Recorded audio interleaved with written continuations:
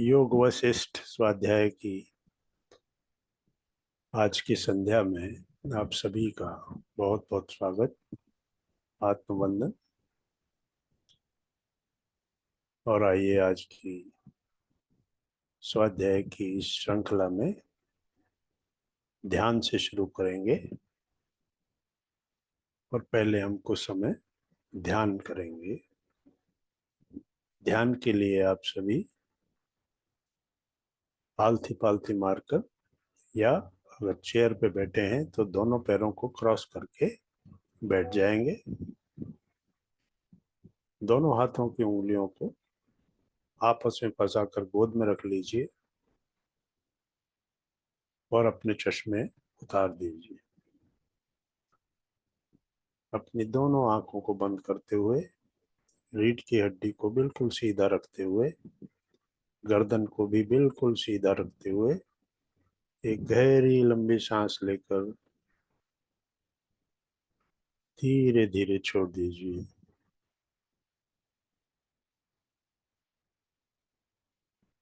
एक और गहरी लंबी सांस लेकर धीरे धीरे उसको छोड़ दीजिए। और एक और गहरी लंबी सांस लेकर धीरे धीरे सांसों को छोड़ते जाएंगे और पूरे शरीर को शिथिल, रिलैक्स्ड और आराम में लेकर आएंगे।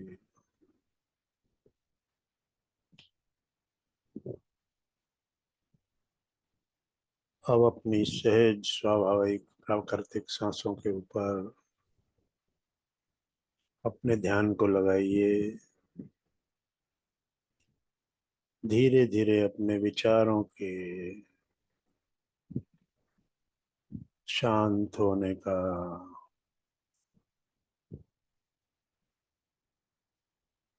प्रतीक्षा कीजिए। जो ही हमारा मन खाली होने लगता है, विचार शून्य होने लगता है, हम उस ब्रह्मांडीय ऊर्जा से जुड़ जाते हैं। उस विश्व ऊर्जा से,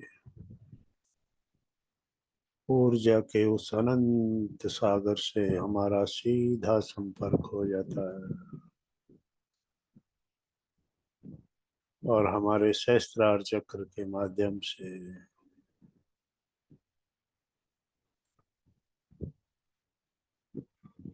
ब्रह्मांडीय ऊर्जा हमारे भीतर प्रवेश करने लगती है।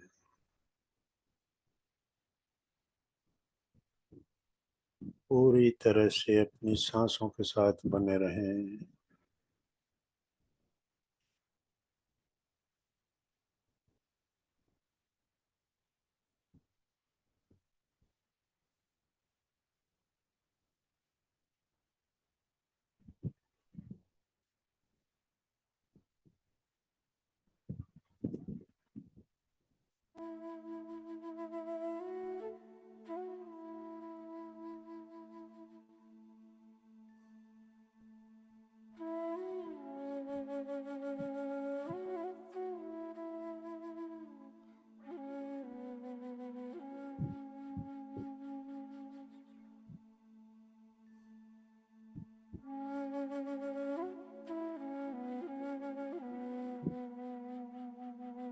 धीरे धीरे अपने मन को शांत करते जाइए।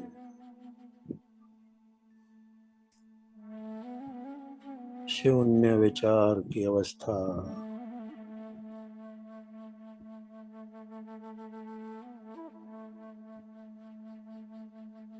केवल आती और जाती हुई सांसों के साथ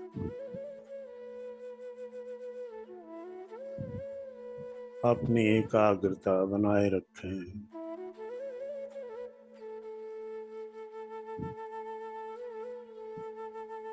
पूरा शरीर ब्रह्मांडीय ऊर्जा से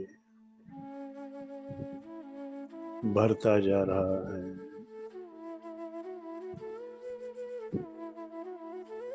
सहस्त्रार चक्र के माध्यम से हमारे भीतर प्रवेश करने वाली ऊर्जा हमारे आज्ञा चक्र में आ गई है और हमारे आज्ञा चक्र में एक प्रकाश का बिंदु धीरे धीरे बड़ा होता जा रहा है।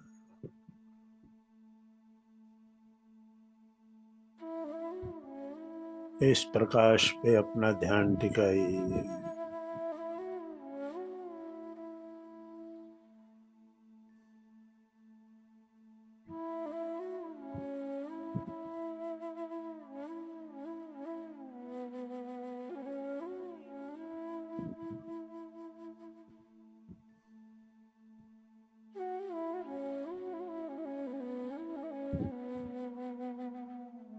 धीरे धीरे ब्रह्मांडीय ऊर्जा हमारे विशुद्धि चक्र को शुद्ध कर रही है, सक्रिय कर रही है, ऊर्जावान कर रही है।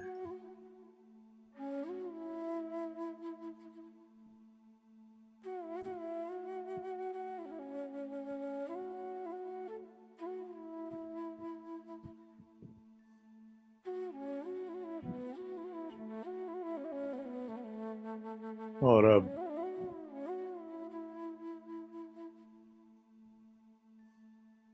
ऊर्जा का गमन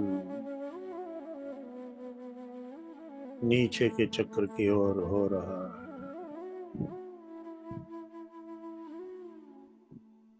अनाहत चक्र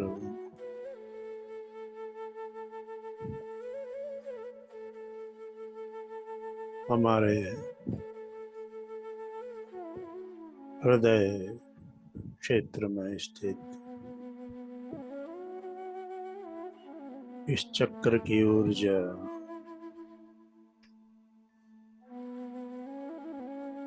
हमारे भीतर करुणा, दया,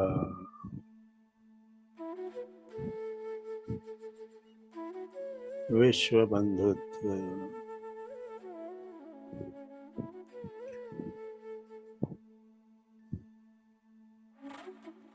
सभी की भावनाएं जागृत कर रहे हैं। अनाहत चक्र शुद्ध और सक्रिय हो रहा है।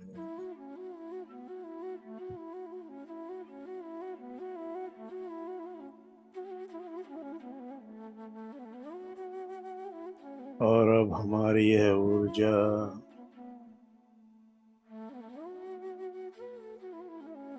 हमारी नाभि के पीछे स्थित मणिपुर चक्र तक आ गई है और मणिपुर चक्र के साथ जुड़ी हुई ग्रंथियां शुद्ध और सक्रिय हो रही हैं।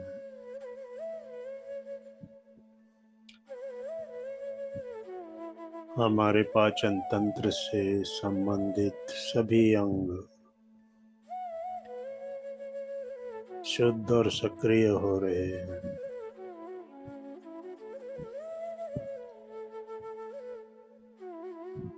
सभी तरह के रोग दूर होते जा रहे हैं।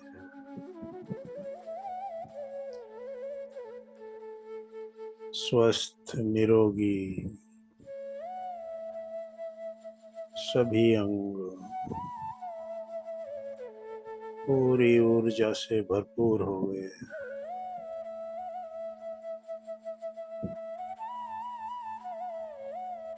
और ऊर्जा का ये प्रवाह अब हमारे स्वादिष्ठान चक्र तक आ गया है।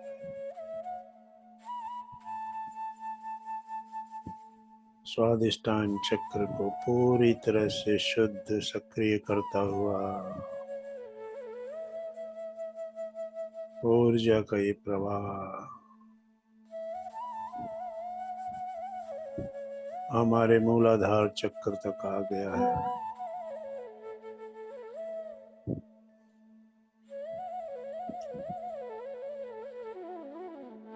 पृथ्वी तत्व से संबंधित ये चक्र कुंडलिनी शक्ति का निवास है और अब यह ब्रह्मांडीय ऊर्जा इस चक्र को शुद्ध, सक्रिय और ऊर्जावान कर रही है।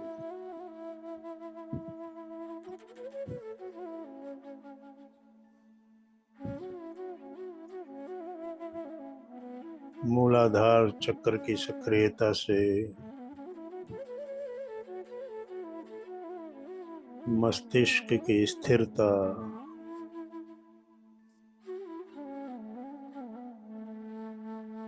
हमारे रक्त की शुद्धता,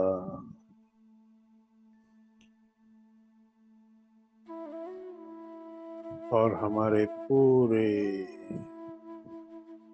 शरीर की निरोगिता जुड़ी हुई है।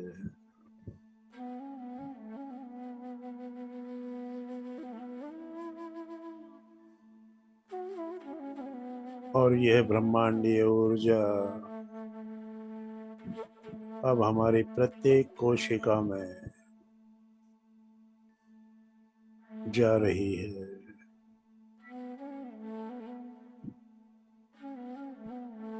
सर से लेके पांव की उंगलियों तक इस ब्रह्मांडीय ऊर्जा का प्रवाह निरंतर हो रहा है।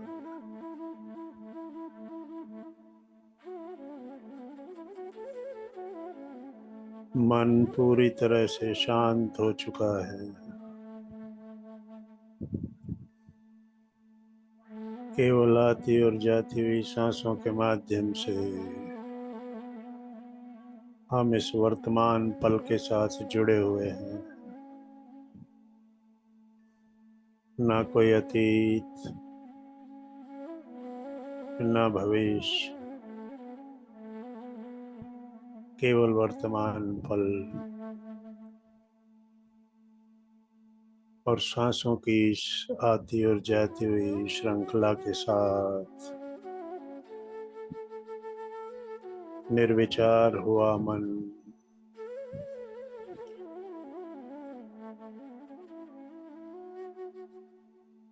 हमारी अंतर जगत की यात्रा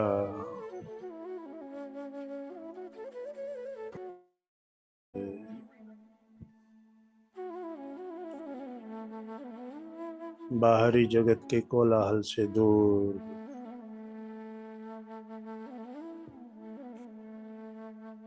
हमारे अंदर की उस शांति को अब हम महसूस कर रहे हैं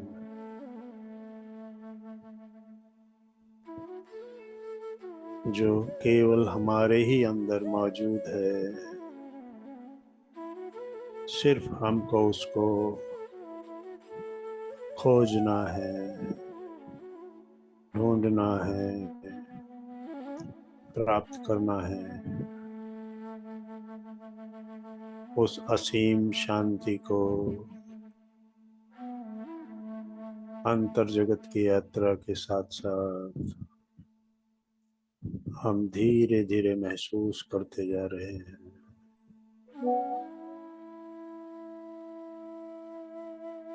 बने रहिए अपनी सांसों के साथ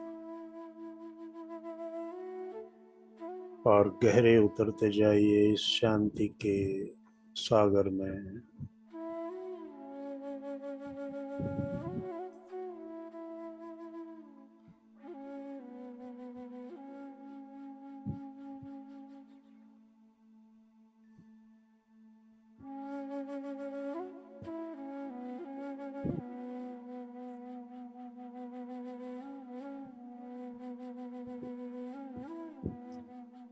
प्राणमय कोश मनोमय कोश, विज्ञानमय कोश से होते हुए आनंदमय कोश तक की यात्रा, स्वयं के साक्षात्कार की यात्रा, अपने ही अंदर स्थित उस आनंद स्वरूप परमात्मा की खोज,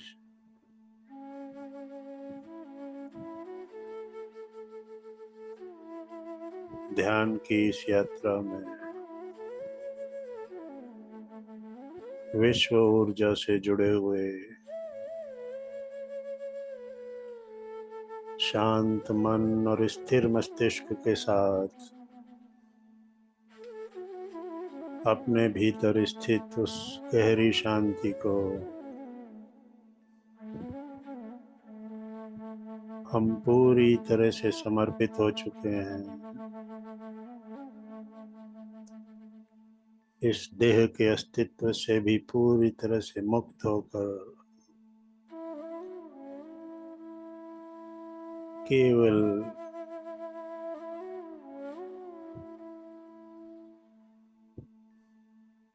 प्राण शक्ति के साथ जुड़े हुए हैं।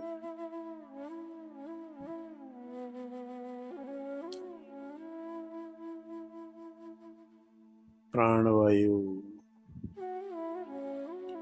जो श्वास के रूप में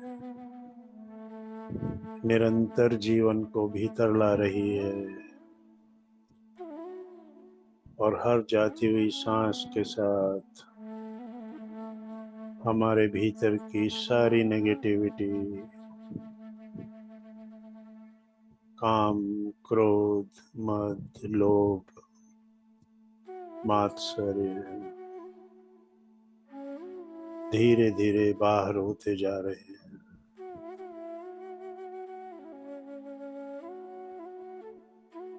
और हम एक शुद्ध निर्मल चित्त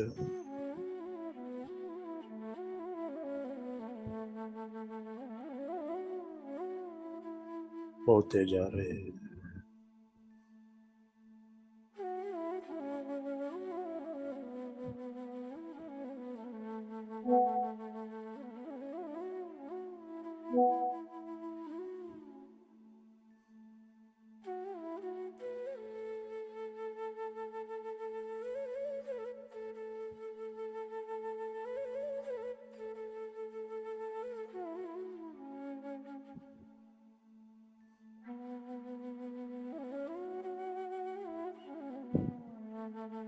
ध्यान की इस यात्रा से अब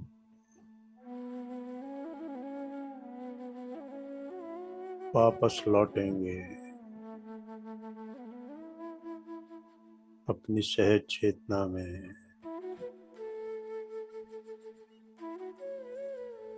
ध्यान के आखिरी 5 सेकंड, 5, 4, 3, 2, 1, 0। अपनी दोनों हथेलियों को अपनी आंखों पे रखें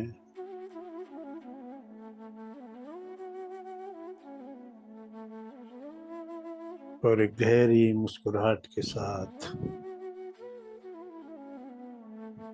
अपनी आंखों को खोलेंगे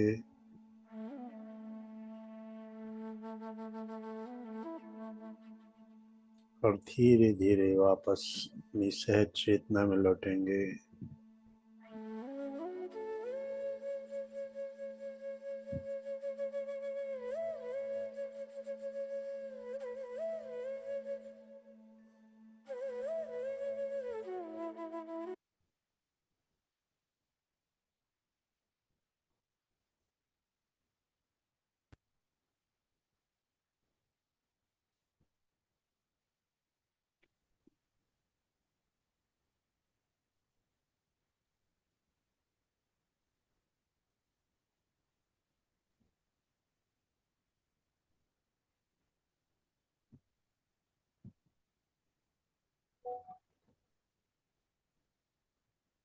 सभी सहज हो जाएं, ध्यान से बाहर आकर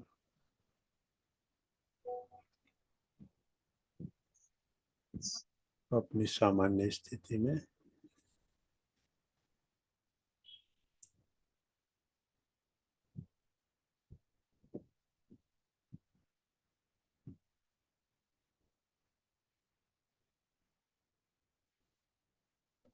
तो ध्यान के बाद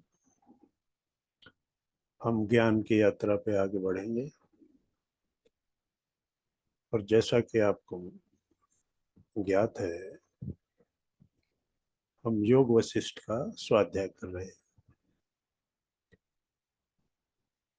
योग वशिष्ठ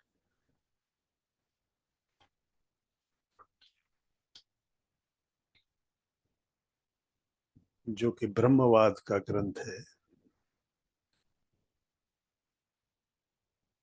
जो एकमात्र चेतन तत्व ब्रह्म के अतिरिक्त और कोई सत्ता नहीं है, यही ज्ञान हमको बताती है। और ऋषि वशिष्ठ के द्वारा श्री राम को यही ज्ञान दिया जा रहा है, जिसको कि हम अध्ययन कर रहे हैं। और ये योग वशिष्ठ का स्वाध्याय हम कर रहे हैं। तो आज हम सर्ग 8 और 9 देखेंगे। तो महर्षि वशिष्ठ जी श्री राम को आगे बताते हैं,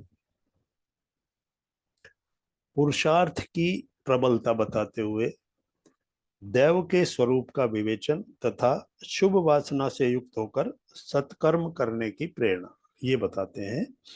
अब इसमें वो किस तरह से आगे बढ़ते हैं ये हम देखते हैं।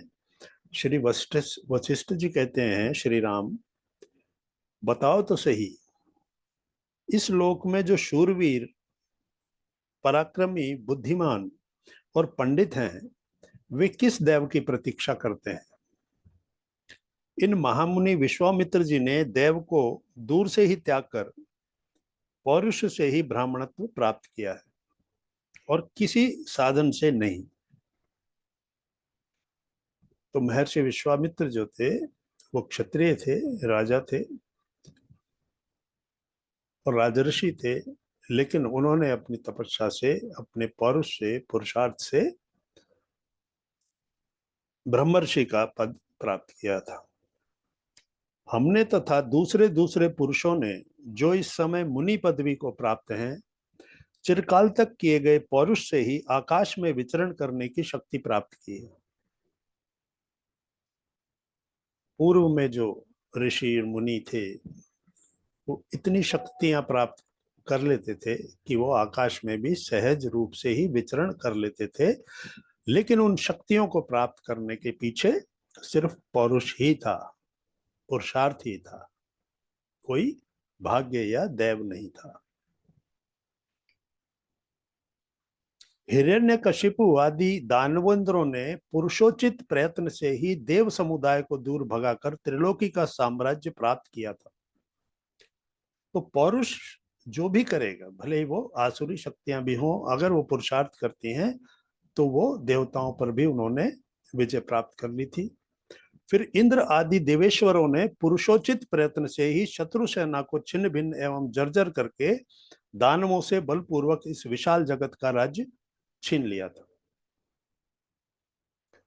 तो जो राज्य चला गया था उसे वापस प्राप्त करने के लिए भी पौरुष या पुरुषार्थी आवश्यक था, जो इंद्र ने सभी देवों के साथ मिलकर किया और वापस उस राज्य को प्राप्त किया। यहां श्री राम ने पूछा, भगवान आप सब धर्मों के ज्ञाता हैं, ब्राह्मण लोक में जो बड़ी प्रतिष्ठा प्राप्त कर चुका है वह देव क्या है? किसे देव कहते हैं ये बताइए। श्री वशिष्ठ जी ने कहा, रघुनंदन, अवश्यंभावी फल से सुशोभित होने वाले पुरुषार्थ के द्वारा प्राप्त हुए फल का जो शुभ और अशुभ भोग है, उसी को दैव शब्द से कहा जाता है। अथवा पौरुष द्वारा इष्ट और अनिष्ट कर्म का जो प्रिय और अप्रिय रूप फल प्राप्त होता है, उसी को दैव नाम दिया गया है। जिस तरह का पुरुषार्थ आपने किया है, इष्ट या अनिष्ट, फल वैसा ही प्राप्त होगा जैसा आपने कर्म किस तरह का किया है। तो उसी को दैव कहा गया है जो फल के रूप में प्राप्त होता है। एकमात्र पुरुषार्थ से सिद्ध होने वाला जो अवश्यंभावी फल है, वही इस जन समुदाय में दैव शब्द से प्रतिपादित होता है। तो पौरुष मीन्स कर्म, जैसा कर्म किया जाता है उसका वैसा ही अवश्यंभावी फल होगा, अवश्य ही होगा, उसका कोई विकल्प नहीं। जिस प्रकार के कर्म की प्रकृति क्या है, शुभ या अशुभ कर्म, जैसा कर्म होगा उसी प्रकार का उसका भोग भी होगा। तो इस प्रकार से वो जो फल प्राप्त हुआ है उसको दैव शब्द से कहा जाता है। सिद्ध पुरुषार्थ के शुभ और अशुभ फल का उदय होने पर जो यह कहा जाता है कि यह इसी रूप में मिलने वाला था, यही होनहार थी, इसी को दैव कहते हैं। तो फल का उदय होगा वो शुभ फल के रूप में होगा या अशुभ फल के रूप में होगा, या उसको दूसरे शब्द में कहते हैं कि होनहार, कि जो होना था यही होना था। किस रूप में प्राप्त हुआ, वो हमारे कर्म उसका आधार है। पुरुषार्थ किस रूप में किया गया था, शुभ या अशुभ रूप, तो फल भी उसी प्रकार मिला। तो वो जो फल मिला वो दैव है। कर्म फल की प्राप्ति होने पर जो ये कहा जाता है कि ऐसी ही मेरी बुद्धि हुई थी, ऐसा ही मेरा निश्चय था, इसी का नाम दैव है। तो जैसा फल हमको प्राप्त होता है उसके बाद हम ऐसा ही कहते हैं कि यही मेरा भाग्य है, इसी प्रकार से मुझे मेरी बुद्धि ने यही किया था और इस प्रकार मुझे ये फल मिला है। इष्ट और अनिष्ट फल के प्राप्त होने पर जो आश्वासन मात्र के लिए यह कहा जाता है कि मेरा पूर्व जन्म का कर्म ही ऐसा था, इस तरह की भावना को व्यक्त करने वाला वचन ही दैव कहलाता है। तो अच्छा फल मिले या बुरा फल मिले, तो उसके लिए ये हम कहते हैं कि मेरा जो पूर्व जन्म का जो फल था, कर्म था, ये उसी का मुझे प्राप्त हुआ है, तो उसको हम कहते हैं दैव। श्री राम मनुष्यों के मन में पहले जो अनेक प्रकार की वासनाएं थी, वे ही इस समय कायिक वाचिक कर्म रूप में परिणत हुई हैं। तो पिछले जन्मों की जो वासनाएं थी, वो वासनाएं हमारे साथ रहती हैं और वो नए जन्म में भी हमारे साथ आ जाती हैं, और उनको फिर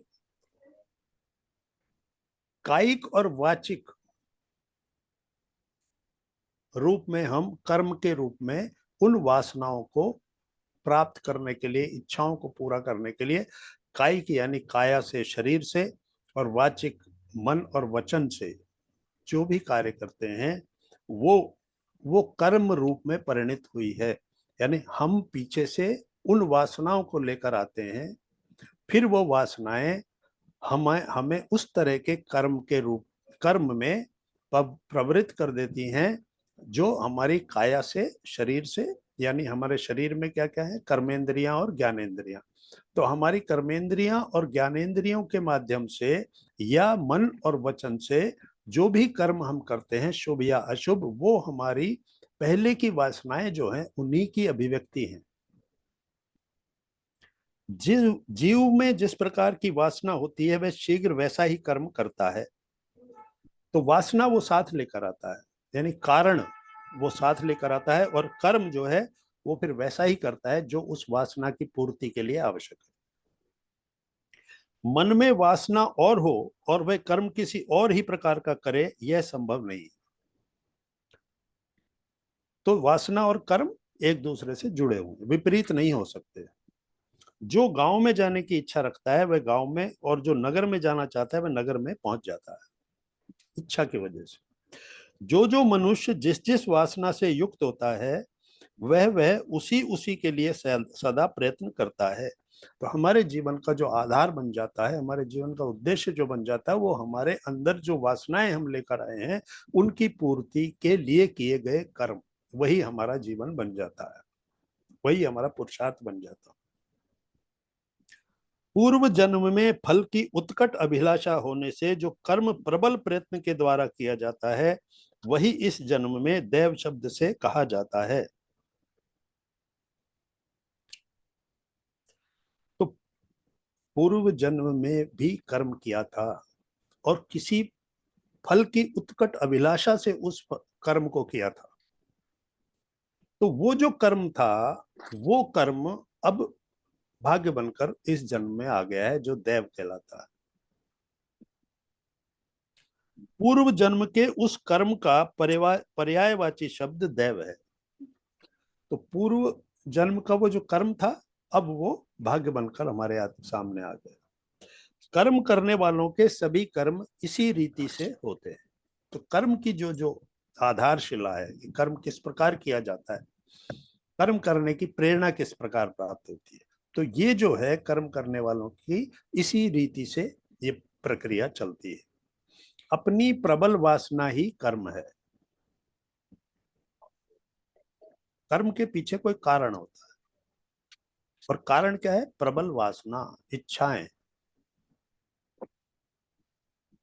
वासना मन से भिन्न नहीं है और मन ही पुरुष है, अर्थात पुरुष का संकल्प होने से वह पुरुष रूप ही है। तो वासना मन में होती है, इसलिए मन से वो अलग नहीं, मन के अंदर वो रहती है, और मन ही पुरुष है। मन ही जो है वो शक्ति है जो कि कर्म को करने की प्रेरणा है, मनुष्य को कर्म करने के लिए प्रेरित करती है। तो कर्म ही, तो वो मन ही पुरुष है, अर्थात पुरुष का संकल्प होने से वह पुरुष रूप ही है। मन के अंदर जो वासनाएं आती हैं वो संकल्प के रूप में बदल जाती हैं, और इसलिए वो पुरुष रूप है, कर्ता, काम को करने वाला। मन आदि भाव को प्राप्त हुआ यह प्राणी ही अपने हित के लिए जो जो प्रयत्न करता है, देव नाम से प्रसिद्ध अपने उस कर्म से ही वह तदनुरूप फल पाता है। तो अब प्राणी के अंदर जो प्रबल भाव है जो उससे कर्म करवाता है, जो कर्म के लिए उसको प्रेरित करता है, तो वो उसमें मन महत्वपूर्ण है। तो मन आदि भाव को प्राप्त हुआ यह प्राणी, ये प्राणी मन को प्राप्त हो जाता है, यानी मन को सामने समर्पित हो जाता है, सरेंडर हो जाता है, और फिर मन में वासनाएं होती हैं। तो मन फिर उन वासनाओं की पूर्ति के लिए कर्म करवाता है, और कर्म फिर अगले जन्म के भाग्य बन जाता है, अगले जन्म का दैव, इस जन्म का पुरुषार्थ।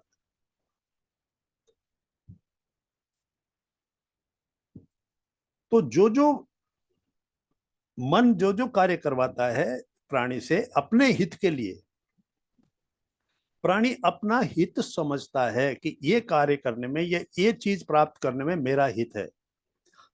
तो उसकी जो बुद्धि है, उस बुद्धि को, उसका विवेक मन के सामने सरेंडर कर देता है। मन प्रबल हो जाता है, मन वासनाओं से भरा होता है, और मन बुद्धि पर नियंत्रण कर लेता है। और इस प्रकार से वो जो जो भी प्रयत्न करता है मन की इच्छाओं को पूरी करने के लिए, वो सारे प्रयत्न ही जो हैं देव नाम से प्रसिद्ध होकर उसको वैसे ही फल देते हैं। श्री राम मन, चित्त, वासना, कर्म, दैव और निश्चय, ये सब कठिनता से समझ में आने वाले मन की मनोरूपता को प्राप्त हुए पुरुष की संज्ञाएं हैं, ऐसा सत्पुरुषों का कथन है। तो मन की अलग अलग अवस्थाएं बताई गई हैं। मूल रूप से मन, लेकिन मन, चित्त, वासना, कर्म, दैव और निश्चय, ये सब आपस में जुड़े हुए, एक ही माला में पिरे हुए हैं। एक दूसरे से ये प्रभावित होते हैं, एक दूसरे को मार्ग दिखाते हैं, एक दूसरे के पीछे चलते हैं। तो ये सब कठिनता से समझ में आने वाले मन को, मन की यानी मन कठिनता से समझ में आने वाली एक ऐसी स्थिति है। ऐसा जो है सत्पुरुषों का कथन है। ये मन के ही अलग अलग रूप हैं, अलग अलग। श्री राम इस प्रकार पूर्वोक्त संज्ञाएं धारण करने वाला पुरुष अपनी सुदृढ़ वासना के द्वारा प्रतिदिन जैसा प्रयत्न करता है उसके अनुसार ही उसे पर्याप्त फल मिलता है। फल किस पे आधारित हो गया? वो जितनी भी अवस्थाएं पहले बताई गई हैं, वो जितनी संज्ञाएं पहले बताई गई हैं, वो किसको पूरी करने के लिए हैं? अपने अंदर दृढ़ता से जड़ जमाए हुए वासनाओं की पूर्ति के लिए। तो उस पूर्ति के लिए जैसा वो प्रतिदिन प्रयत्न करता है उसके अनुसार ही उसको फल मिलता है, अशुभ फल या शुभ फल। रघुनंदन, इस प्रकार पौरुष से मनुष्य इस जगत में सभी कुछ प्राप्त कर सकता है, दैव से नहीं। तो ये सब कुछ प्राप्त करने के लिए उसको क्या करना पड़ा? कर्म करना पड़ा, पुरुषार्थ करना पड़ा। तो कुछ भी प्राप्त करने के लिए आधार है कर्म, पौरुष या पुरुषार्थ, और उसका परिणाम है फल। जैसा भी फल उसको मिलेगा, और वही फल जो है दैव कहलाता है, या अगर दूसरे रूप में कहे तो भाग्य कहलाता है। अतः वह पुरुषार्थ तुम्हारे लिए शुभ फल देने वाला हो, इसलिए अपने विवेक से इस प्रकार का निश्चय करो कि जो पुरुषार्थ आप कर रहे हो, जो कर्म आप कर रहे हो, उसका फल शुभ हो। ये आपकी बुद्धि के द्वारा, आपके विवेक के द्वारा तय किया जाना चाहिए, ना कि मन के द्वारा। मन जो है अपनी वासनाओं को किसी भी तरीके से शुभ या अशुभ कर्मों से भी पूरी करने की इच्छा रखता है, लेकिन बीच में विवेक आता है जो मस्तिष्क रूपी यंत्र को सही दिशा में चलाने के लिए, सही रूप में चलाने के लिए कार्य करता है। तो ऐसा कर्म या पौरुष करना चाहिए जिसका फल शुभ हो, पहले से ही उसके फल के बारे में आपका निश्चय हो जाना चाहिए।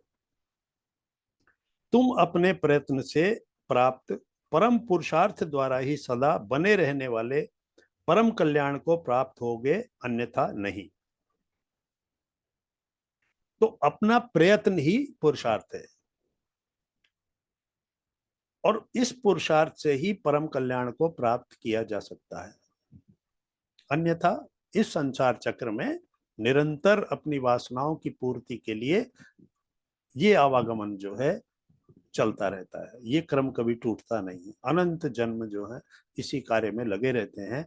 एक जन्म की वासनाएं इकट्ठी होती हैं, फिर वो उसके लिए कुछ कर्म किया जाता है, उन कर्मों का फिर शुभ अशुभ फल मिलता है, फिर वो अगले जन्म में जाती हैं, फिर उन शुभ या अशुभ फलों को भोगना पड़ता है। तो इस प्रकार से उन्होंने कहा कि तुम ऐसा पुरुषार्थ करो जिससे कि परम कल्याण को प्राप्त हो जाओ।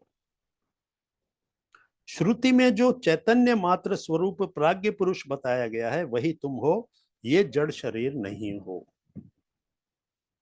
तो अपने मूल स्वरूप को पहचानने के लिए हमको प्रयत्न करना चाहिए, पुरुषार्थ करना चाहिए। और वो मूल स्वरूप क्या है? ये शरीर नहीं, ये तो जड़ है, ये संसार का, ये प्रकृति का हिस्सा है। लेकिन जो वास्तविक रूप है, जो चैतन्य मात्र जो स्वरूप है, उस चैतन्य का जो अंश है वो तुम हो। तो उस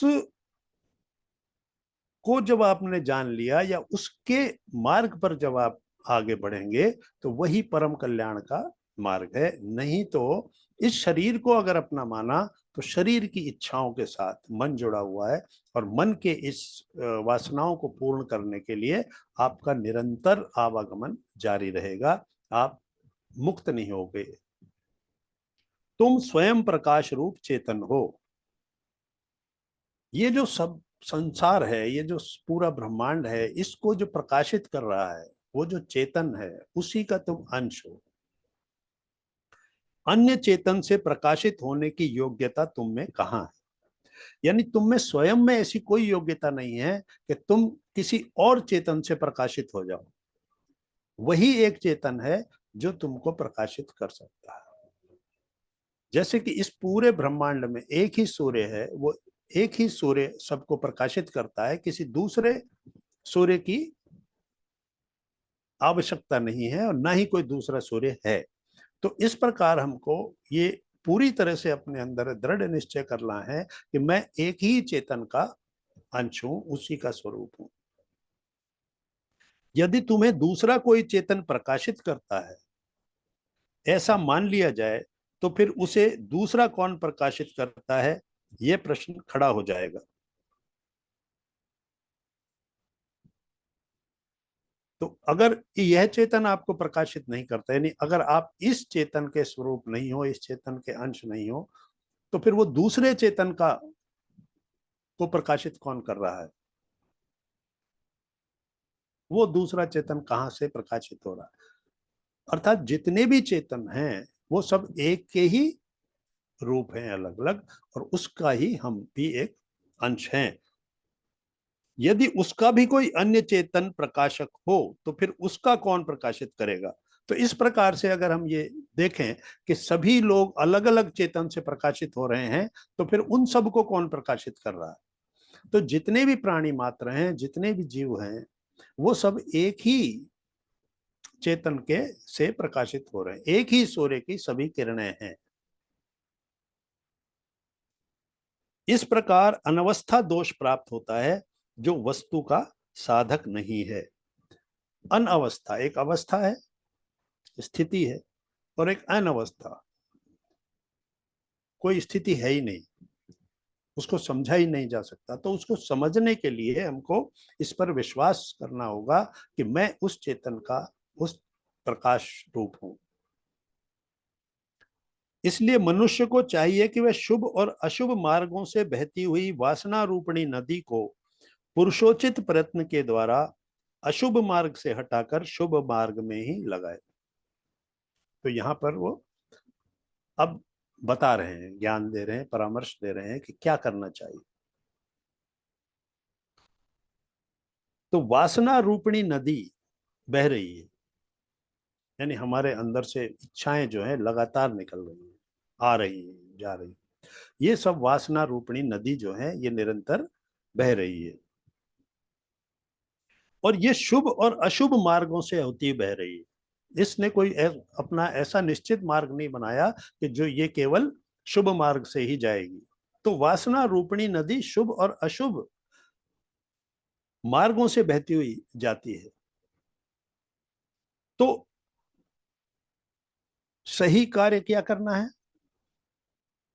वासना रूपणी नदी को पुरुषोचित प्रयत्न के द्वारा, पुरुष उचित यानी जो सही हो, अपने सही प्रयत्न के द्वारा अशुभ मार्ग से हटाकर शुभ मार्ग में ही लगाएं। उन अशुभ मार्गों से बचना है और शुभ मार्ग में ही उस वासना रूपणी नदी को, यानी वासनाएं ऐसी हों जो शुभ वासनाएं, इच्छाएं ऐसी नहीं है कि वासना कोई बुरी चीज नहीं है। इच्छाएं जो है, मन जो है, उसमें जो वासनाएं होती हैं उनको शुभ वासनाओं में लगाना है। ईश्वर प्राप्ति की इच्छा रखना, किसी की किसी के लिए निष्काम कर्म करना, अपनी इच्छा दूसरे के लिए अच्छे काम करना, ये सब इच्छाएं हैं। वासनाएं हैं कि प्रभु मैं ये काम करूं, तो शुभ वासनाएं हैं। तो शुभ वासनाओं में लगाना, यही जो है एक पुरुषोचित प्रयत्न किया जाए, उचित प्रयत्न, उस वासना को पूरी करने के लिए उचित प्रयत्न किया जाए, तो हमको फिर जो कर्मों का जो फल मिलता है वो भी फिर उसी के अनुरूप मिलेगा।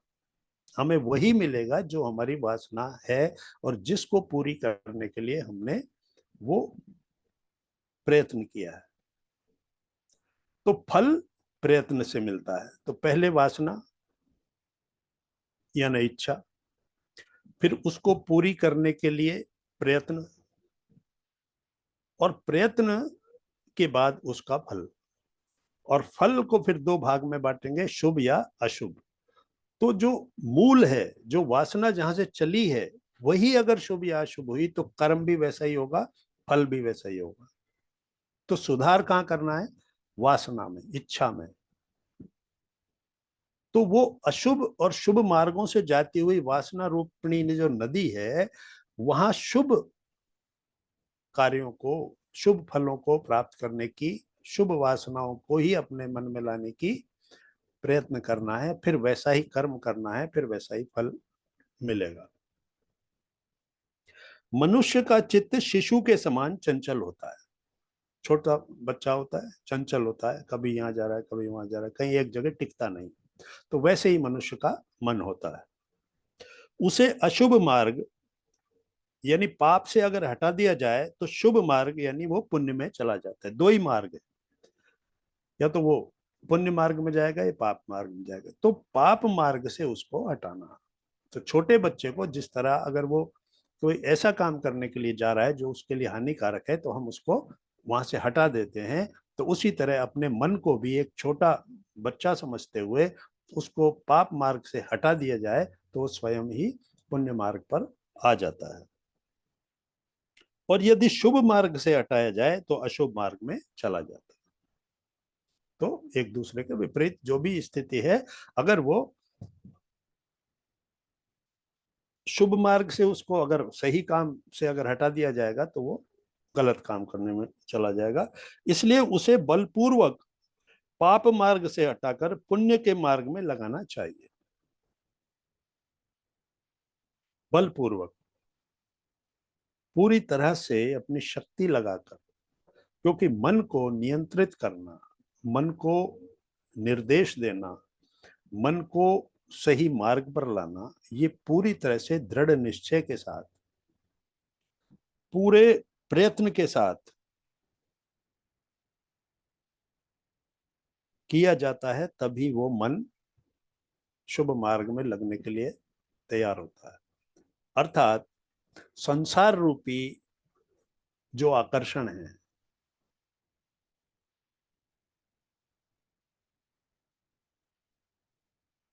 उन आकर्षणों को पूरा करने के लिए मन जब आपको वासनाओं के ऐसे मार्गों पर ले जाता है जिनके फल बाद में अशुभ होते हैं, वहां पर निश्चय पूर्वक, दृढ़ता पूर्वक मन को शुभ कार्यों में लगाना है। तो ये चित्त रूपी जो बालक है, उसको इस प्रकार मनुष्य के लिए उचित है कि वह पूर्वोक्त क्रम से चित्तरूपी बालक को शीघ्र ही समता रूप सांत्वना देकर पुरुषोचित प्रयत्न के द्वारा धीरे धीरे आत्म स्वरूप में लगाए, हठ पूर्वक एकाएक उसका निरोध न करे। तो मन को भी जैसे बालक को समझा के, अगर बालक जिद्दी हो जाता है, वो वही कार्य करना चाहता है जो कार्य वो उसके मन में बैठ गया है, तो उसको समझा कर, एक जिद्दी बच्चे को जिस तरह समझाया जाता है, उसी तरह मन को भी सांत्वना देकर कि हाँ ऐसा ठीक है, करते हैं, लेकिन उसको डायरेक्शन देना है, उसको निर्देश देना है, उसको सही मार्ग दिखाना है। तो उसको उसकी वासनाओं का दमन नहीं करना है, उसको खाली सांत्वना देकर और पुरुषोचित प्रयत्न के द्वारा। ऐसा प्रयत्न जिससे कि मन के अंदर से उन वासनाओं को धीरे धीरे कम किया जाए और सही मार्ग पर जो है उसको आत्म स्वरूप में लगाएं, उसको अपने मूल स्वरूप की से परिचय करवाएं कि मैं सांसारिक व्यक्ति नहीं हूं, मैं ये जो शरीर, मुझे संसार की इच्छाएं जो हैं ये सही मार्ग नहीं है। तो संसार की इच्छाएं इस संसार से प्राप्त हैं, ये शरीर इस संसार की संपत्ति है, लेकिन मैं जो मेरा आत्म स्वरूप है वो इस संसार का नहीं है। तो जो आत्म स्वरूप है उसमें उसको लगाएं, तो वासनाएं जो हैं उसी प्रकार से अपना रूप बदल देंगी। हठ पूर्वक एक एक उसका निरोध ना करें, वही यही उसका लालन पालन। छोटे बच्चे को जिस तरह लालन पालन करके बड़ा किया जाता है, तो अपने मन को भी उसी तरीके से उसका उसकी वृद्धि होगी, मतलब वो मन भी उसी तरह से मैच्योर्ड होगा, बड़ा होगा, और उसके अंदर से अशुभ जो चीजें हैं वो निकलती जाएंगी, लेकिन उसको बड़े धैर्य के साथ उन वासनाओं को बाहर निकालना है। यानी उनके ऊपर किसी प्रकार का बल प्रयोग नहीं करना है, दमन की नीति नहीं अपनानी है, उसको बिल्कुल समझा कर, बालक को जैसे समझा कर करते हैं उसी तरह उन वासनाओं को धीरे धीरे बाहर निकालना है और आत्म स्वरूप में उसको लगाना है। लोक में मनुष्य जिस जिस विषय का अभ्यास करता है निसंदेह उसी में तन्मय हो जाता है। यह बात बालकों से लेकर बड़े बड़े विद्वानों तक में देखी गई है। तो इस लोक में जो कुछ भी है, अनंत चीजों उपलब्ध हैं, अनंत विषय हैं। तो इस लोक की जिस विषय का वो अभ्यास करेगा, हमारी इंद्रियों के विषय हैं, इसका, हमारी बुद्धि में कोई विषय आता है उसका, कोई कला के विषय में प्रवृत्त हो रहा है, कोई किस अध्ययन में लगा है, कोई कुछ कर रहा है, तो जिस विषय में एक व्यक्ति एक बार लग जाता है तो उसका वो जो है पूरी तरह से उसी में तन्मय हो जाता है, वो बस उसी काम को करने लग जाता है। और ये बात बालक से लेकर बड़े बड़े विद्वानों तक में देखी गई है। बड़े बड़े विद्वान भी अगर किसी एक विषय को लेकर बैठ गए हैं तो वो उसी विषय में लगे रहते हैं, उसी में तन्मय हो जाते हैं, वो फिर और अपना मार्ग नहीं बदलते हैं। अतः श्री राम, तुम परम कल्याण की प्राप्ति के लिए उत्तम पुरुषार्थ का आश्रय ले पांचों इंद्रियों को जीतकर यहां शुभ वासना से युक्त हो जाओ। तो अशुभ वासनाएं कहां से आती हैं? पांचों जो इंद्रियां हैं, हमारे ज्ञान इंद्रियां, जो मन जिनके साथ मिला हुआ है, तो ये जो इंद्रियां हैं, इनसे इनको तुमको जीतना है ताकि इस संसार के जो विषय हैं उनसे तुम मुक्त हो सको, इन इच्छाओं से तुम मुक्त मुक्त हो सको, इन वासनाओं को पूरी करने की तुम्हारे अंदर इच्छाएं ना रहें। और इस प्रकार से तुम, इस प्रकार जब इंद्रियों को तुम जीत जाओगे तो शुभ वासना से युक्त हो जाओगे। यानी अशुभ और शुभ वासनाओं में से आपने इंद्रियों को अगर जीत लिया तो अशुभ वासनाएं स्वतः ही दूर हो गई। जब अशुभ वासनाएं दूर हो गई तो शुभ वासनाओं का ही मार्ग बचता है। तुम श्रेष्ठतम पुरुषों द्वारा सेवित और अत्यंत सुंदर शुभ वासना का अनुसरण करके मनोरम भावयुक्त बुद्धि से परम पुरुषार्थ द्वारा सदा शोक रहित पद को प्राप्त करो। तो ऐसा पद प्राप्त करने का प्रयत्न करो जो सदा शोक रहित हो, जिसमें शोक होता ही नहीं, सदा सतचित आनंद स्वरूप, जिसमें सतत आनंद ही है, उसमें शोक जैसा कुछ है ही नहीं। तुम उस पद को प्राप्त करने के लिए तो अपनी बुद्धि को पहले श्रेष्ठतम पुरुषों द्वारा सेवित, यानी सेवित यानी जो अपनाई गया, जो रास्ता अपनाया गया श्रेष्ठतम पुरुषों द्वारा, और अत्यंत सुंदर शुभ वासना। सुंदर और शुभ वासना क्या है? उस परम पुरुषार्थ के द्वारा उस पद को प्राप्त करना, परम पद को प्राप्त करना। तो आप, उन्होंने कहा कि तुम्हारा जो सही मार्ग है, सही पुरुषार्थ है, सही कार्य है, वो ये है कि तुम उन पुरुषों के द्वारा जो काम किया गया वैसा ही काम करो और उनके द्वारा क्या किया गया था कि शुभ वासना का अनुसरण उन्होंने किया था, जिससे कि शोक रहित पद को उन्होंने प्राप्त किया। तत्पश्चात उस शुभ वासना का भी परित्याग करके पर ब्रह्म परमात्मा में भली भांति स्थित हो जाओ। पहले शुभ वासना इच्छा करो कि मैं उस परम पद को प्राप्त करूं। जब उस स्थिति में स्थित हो जाओगे तो उसका भी त्याग कर दो, उस शुभ वासना का भी त्याग कर दो। तुम्हारे अंदर से अब वो वासना पूरी तरह से जब निकल जाएगी, तब तुम पर ब्रह्म परमात्मा में भली भांति स्थित हो जाओगे। यानी तुम उसके साथ एक रूप हो जाओगे, एकाकार हो जाओगे, जिसको योग कहा गया है। जीवात्मा का और परमात्मा का एक हो जाना, योग हो जाना। तो तुम उस शुभ वासना का भी जब परित्याग कर दोगे तो तुम पर ब्रह्म परमात्मा में भली भांति स्थित हो जाओगे। तुम्हारा स्वरूप भी वैसा ही हो जाएगा और इस सांसारिक आवागमन से, इन सांसारिक बंधनों से मुक्त हो जाओगे। हमारी इंद्रियों के विषयों की इच्छाएं, इंद्रियों की इच्छाएं, वो विषय, उन सब से मुक्त होकर अशुभ मार्ग से हट जाओ और शुभ मार्ग पे आ जाओ, जिससे कि इस मनुष्य जन्म का जो परम लक्ष्य है, उस पर ब्रह्म में मिल जाना, स्थित हो जाना, उस लक्ष्य को तुम प्राप्त कर पाओगे।